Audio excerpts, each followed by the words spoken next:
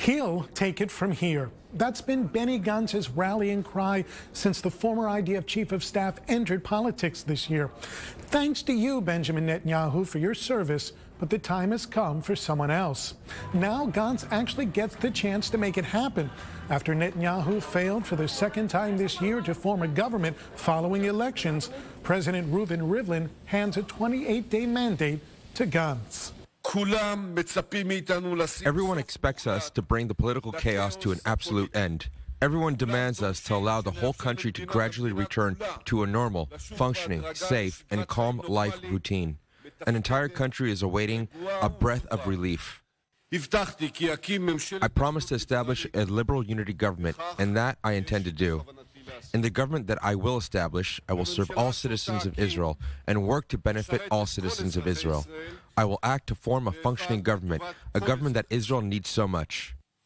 Like Netanyahu, though, Gantz's path to the premiership is narrow. Yes, he could possibly form an unprecedented minority government from scratch, but it seems more of a bargaining chip than a viable plan at this point. If Gantz sticks to his promise not to team with Netanyahu in a prime ministerial rotation, he will have to bank on Netanyahu's Likud party to oust him. And this is where timing really comes into play. Attorney General Avichai Mandelblit could potentially announce whether he'll indict Netanyahu on corruption charges while Gantz has the mandate. An indictment on the most serious charge of bribery could force the Likud party's hand. A closing of the cases would theoretically end Gantz's boycott of Netanyahu, but indictments on lesser charges will put Gantz in a tight spot. Does he stick to the principle that Netanyahu needs to deal with his legal issues, or will he be seen possibly as someone pushing for a third election over charges like fraud and breach of trust that Mandelblit likely wouldn't have even brought if not for the major bribery allegations?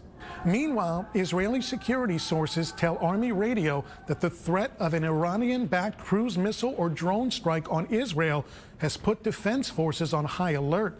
Iran feels emboldened by America's withdrawal from Syria and the lack of response to Iran's downing of an American drone and its presumptive attack on a Saudi oil facility. Next week, the Israeli Security Cabinet meets for the second time in a month to discuss the situation. And the danger of an Iranian strike also looms large over ongoing government coalition negotiations.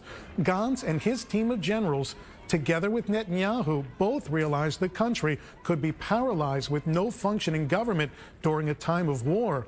And sadly, all the elections in the world may not bring a new government, but one Iranian missile strike would do the trick.